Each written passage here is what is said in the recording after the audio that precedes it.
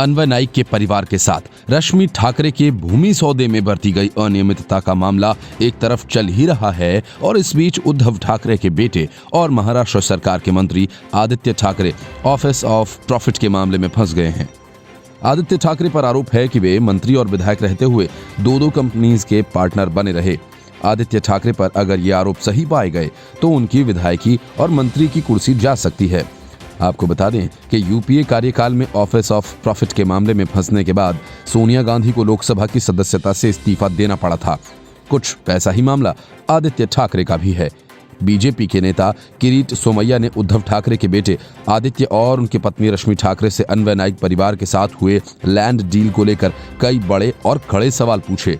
किरीट सोमैया ने हाल ही में दस्तावेजों को जारी करते हुए आरोप लगाया था कि रामगढ़ के भूमि रिकॉर्ड के अनुसार रश्मि ठाकरे और अन्वय नाइक के परिवार के बीच जमीनी सौदा हुआ था। किरीट सोमैया ने उद्धव ठाकरे से इस बात की मांग की थी कि वे अपनी लैंड डील के लेन देन के बारे में जनता को पूरी बात बताएं, लेकिन शिवसेना नेता संजय राउत ने तब कोई जानकारी साझा करने के बजाय ये कहा था कि एक मराठी ने जमीन खरीदी तो इसमें दिक्कत क्या है। किरीट सोमैया ने कहा, शिवसेना नेता आरोपों का जवाब देने के बजाय उनके साथ दुर्व्यवहार कर रहे हैं। उन्होंने बताया कि कई नेताओं ने अन्वय नाइक और ठाकरे के बीच हुए भूमि सौदे को उजागर करने के लिए उन्हें धमकी दी थी। उद्धव ठाकरे के चुनावी हलफनामे का हवाला देते हुए किरीट सोमैया ने पूछा, रश्मि उद्धव ठाकरे के पास बैजनाथ, तालुका करजत, जिला रायगढ़ और एक ही सर्वेक्षण नंबर से 2 संपत्तियां क्यों हैं? सोमैया ने उद्धव ठाकरे को घेरते हुए ये सवाल किया कि हम सीएम उद्धव ठाकरे से अनुरोध करते हैं कि एक ही सीरियल नंबर से लैंड होल्डिंग के बारे में हमें बताएं। क्या एक ही सर्वेक्षण संख्या के साथ 2 अलग अलग भूमि के सौदे किए जा सकते हैं? श्रीमती ठाकरे के पास कुछ अन्य जमीनें हैं जिनका विवरण महाराष्ट्र के लोगों को हलफनामे में उपलब्ध नहीं करवाया गया है। मतलब कि उद्धव ठाकरे ने अपने चुनावी हलफनामे में सही जानकारी नहीं दी है। बात सिर्फ उद्धव ठाकरे की नहीं है, आदित्य ठाकरे की भी है। किरीट सोमैया ने दस्तावेज जारी करते हुए तीखे सवाल पूछे और कहा कि आदित्य ठाकरे रियल एस्टेट कारोबार में अपने निवेश के बारे में स्पष्ट करें। चुनावी हलफनामे के अनुसार Aditya Thackeray hibiscus food LLP के भागीदार और मालिक थे और उद्धव ठाकरे की पत्नी रश्मि ठाकरे भी हिबिस्कस फूड एलएलपी में नामित पार्टनर हैं। कॉर्पोरेट मामलों के मंत्रालय रिकॉर्ड के अनुसार आदित्य ठाकरे 2015 में हिबिस्कस फूड एलएलपी में पार्टनर बने और उन्होंने ये भी कहा कि उन्होंने कंपनी से इस्तीफा दे दिया था। वहीं अप्रैल 2016 को एलियोरा सोलर एलएलपी में आदित्य पार्टनर बने और उन्होंने इस कंपनी से भी 31 मार्च 2020 को इस्तीफा दे दिया। सोमैया का कहना है वे उद्धव ठाकरे से इस व्यवसाय और इन वेंचर में आदित्य उद्धव ठाकरे की भूमिका के बारे में जानना चाहते हैं। बीजेपी का ये आरोप है कि 28 नवंबर 2019 को उन्हें मंत्री बनाए जाने के बावजूद आदित्य 31 मार्च 2020 तक हिबिस्कस फूड एलएलपी और एलियोरा सोलर एलएलपी का कारोबार एक साथ चला रहे थे और इस मामले में कानून कहता है कि कोई भी जनप्रतिनिधि मुनाफे का धंधा नहीं कर सकता है। इसलिए अगर आदित्य ठाकरे वास्तव में 31 मार्च तक दोनों कंपनीज के भागीदार बने रहे तो इसका मतलब है कि वह महाराष्ट्र में विधायक और मंत्री रहते हुए भी लाभ के पद पर थे और इस वजह से उन्हें विधायक का पद छोड़ना पड़ सकता है। Bureau report, news of India. Bihar विधानसभा चुनाव के बाद कांग्रेस में गांधी वाड्रा परिवार की आलोचना करने वाले नेताओं की संख्या लगातार बढ़ती जा रही है। हालांकि राहुल गांधी, प्रियंका वाड्रा और सोनिया गांधी के खिलाफ उठ रही आवाज को दबाने के लिए कई नेताओं से बयान जारी करवाए गए। गहलोत से लेकर अधीर रंजन चौधरी तक ने अपने अपने हिसाब से गांधी वाड्रा परिवार का बचाव किया, लेकिन विरोध में उठ रही आवाजों को दबाया नहीं जा सका। अधीर रंजन चौधरी ने जिस भाषा में कपिल सिब्बल से बात की उससे मामला और बिगड़ गया। इसके बाद पी चिदंबरम सामने आए और खरी खरी बातें सुना गई। कांग्रेस की कमान अपने हाथों से निकलती देख सोनिया गांधी ने अब अनुशासन का डंडा चलाना शुरू कर दिया है। इस मामले में सबसे पहले राहुल गांधी की खुलकर ऐसी तैसी करने वाले पूर्व सांसद फुरकान अंसारी को कांग्रेस ने नोटिस भेज दिया है और उनसे पूछा कि राहुल गांधी के बारे में उन्होंने क्यों कहा। माना जा रहा है कि फुरकान अंसारी तो बस एक बहाना है। सोनिया गांधी के निशाने पर असल में कपिल सिब्बल सहित वे नेता हैं जिन्होंने पत्र लिखकर पार्टी में बदलाव की मांग की थी।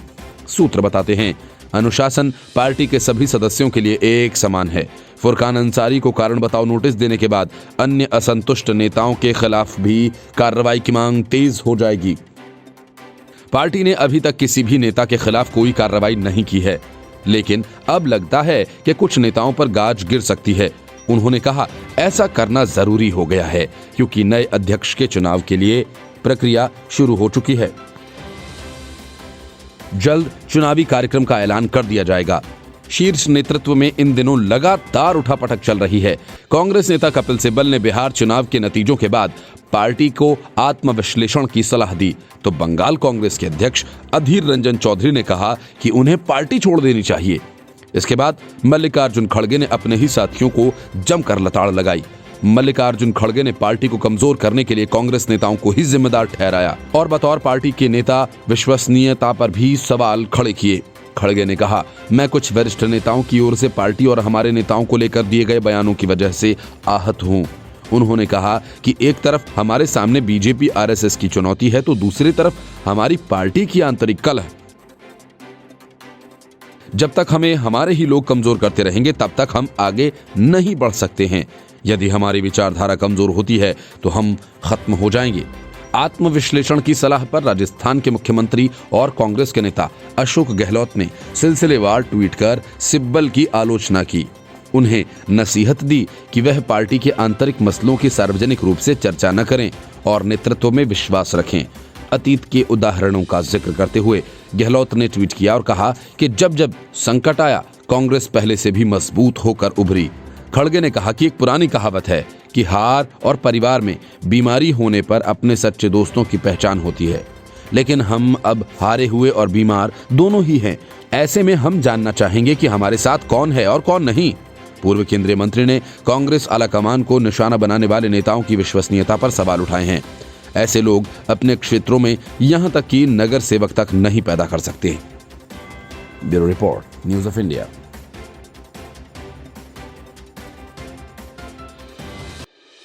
शरद पवार और उद्धव ठाकरे दोनों मिलकर कांग्रेस को बड़ा गच्चा देते इसके पहले कांग्रेस ने अपने लिए नया रास्ता खोजना शुरू कर दिया है।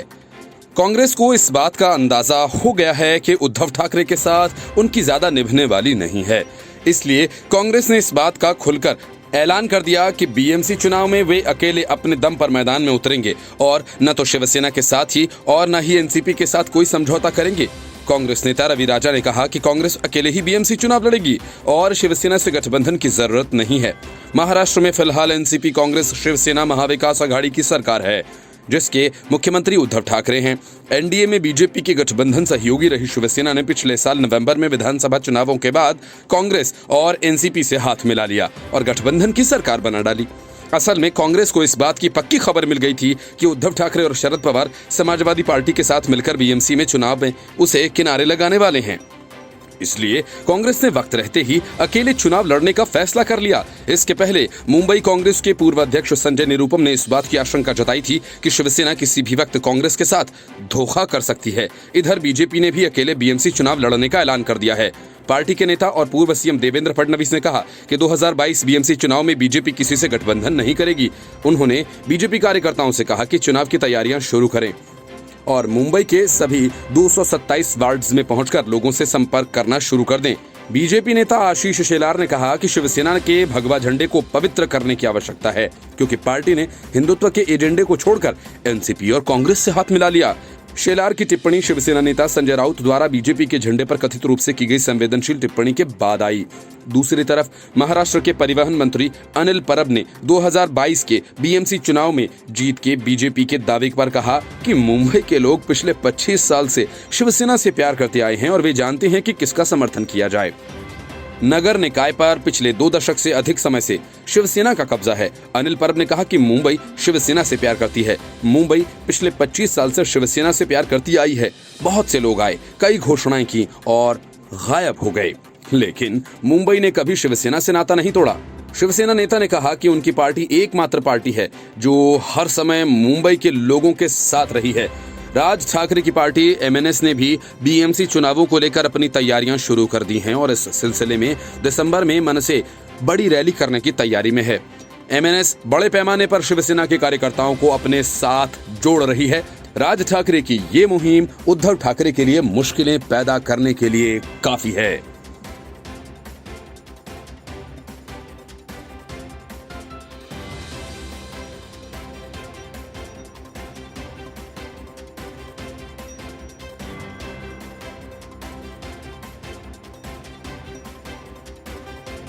कपिल सिब्बल और गुलाम नबी आजाद से लेकर पी चिदंबरम और फुरकान अंसारी तक गांधी वाड्रा परिवार को लेकर जोरदार विरोध कर रहे हैं। उसके पीछे सिर्फ राहुल गांधी का विरोध नहीं, बल्कि कांग्रेस की खत्म होती सियासी जमीन है। आंकड़े बताते हैं कि लोकसभा चुनावों के बाद कांग्रेस जहां जहां चुनाव लड़ रही है, उनमें 55% उम्मीदवारों की जमानत ही जब्त हो गई। यही वजह है कि कांग्रेस को बचाने के लिए एक के बाद एक बड़े नेता सामने आ रहे हैं। लेकिन दूसरी तरफ सोनिया गांधी अपने परिवार के वर्चस्व को पार्टी पर बनाए रखने को बेताब हैं। कांग्रेस में चुनाव के नाम पर राहुल गांधी को ही चुना जाना है, क्योंकि कांग्रेस का जो इलेक्टोरल क्लब है, उसके ज्यादातर सदस्य गांधी परिवार के करीबी और उनके एहसानों के नीचे दबे हुए हैं। ऐसे में अध्यक्ष पद के चुनाव का कोई मायने रह नहीं जाता। और यही वजह है कि गुलाम नबी आजाद ने कहा था कि किसी को अध्यक्ष चुन लीजिए, उसके पास 1% लोगों का भी समर्थन नहीं होगा। 2019 के लोकसभा चुनाव के बाद कांग्रेस की स्थिति बद से बदतर होती गई। लोकसभा चुनाव से लेकर अब तक 8 राज्यों में विधानसभा चुनाव हो चुके हैं और अधिकांश में कांग्रेस को करारी हार का सामना करना पड़ा। लोकसभा चुनाव के बाद भी कांग्रेस की स्थिति में सुधार नहीं दिखा। कई राज्यों में जिला और ब्लॉक स्तर का संगठन समाप्त हो चुका है। ये बात पी चिदंबरम ने हाल ही में कही है। कई राज्यों में कांग्रेस सिर्फ अपनी उपस्थिति दिखाने के लिए चुनाव लड़ रही है और इसका मोह पाले हुए है, जिसकी वजह से करारी हार हो रही है। हालात ये हैं कि लोकसभा चुनाव 2019 से लेकर अब तक 8 राज्यों में हुए विधानसभा चुनावों में कांग्रेस के आधे से ज्यादा अपनी जमानत गंवा चुके हैं, जबकि जीत सिर्फ 16% उम्मीदवारों को ही मिल सकी। लोकसभा चुनावों के बाद कांग्रेस 8 राज्यों की 762 सीटों पर चुनाव लड़ी, जिनमें 123 पर जीती और करीब 410 सीटों पर कांग्रेस को जमानत तक गंवानी पड़ी। आंध्र प्रदेश, दिल्ली, बिहार चुनाव परिणामों ने साफ कर दिया कि यहाँ कांग्रेस का अस्तित्व है ही नहीं। इन राज्यों में कांग्रेस को 10% वोट भी नहीं मिले। आंध्र प्रदेश के लोकसभा चुनाव के साथ विधानसभा चुनाव हुए थे। कांग्रेस ने सभी 175 सीटों पर चुनाव लड़ा। बिना संगठन की तैयारी की वजह से 174 सीटों पर कांग्रेस की जमानत जब्त हो गई और इसी तरह दिल्ली में 70 में से 66 सीटों पर चुनाव लड़कर कांग्रेस ने 63 पर अपनी जमानत गंवाई। महाराष्ट्र में पिछले साल हुए चुनाव में कांग्रेस ने एनसीपी के साथ गठबंधन कर 147 सीटों पर चुनाव लड़ा और 44 सीटों पर जीत सकी, लेकिन 25 सीटों पर जमानत जब्त हो गई। इसके अलावा कांग्रेस का वोट शेयर 2014 के मुकाबले 2.17% कम हो गया। शिवसेना का बीजेपी से नाता टूटने के चलते कांग्रेस ने यहां सरकार जरूर बना ली, वहीं ओडिशा में कभी मुकाबले में रहने वाली कांग्रेस हाशिए पर चली गई। पिछले साल हुए विधानसभा चुनाव में कांग्रेस को 7 सीट का नुकसान तो हुआ ही, साथ में वोट करीब 10% कम हो गए। ओडिशा, आंध्र प्रदेश, तेलंगाना, दिल्ली जैसे राज्यों में बीजेपी मुख्य विपक्षी दल की भूमिका में आती रही है। बिहार विधानसभा चुनाव से पहले बीजेपी की जीत की दर 31% थी, जो कि अब बढ़कर 35% हो गई है। बीजेपी ने 8 राज्यों में 894 सीटों पर चुनाव लड़ा और उनमें से 316 सीट पर जीत दर्ज की।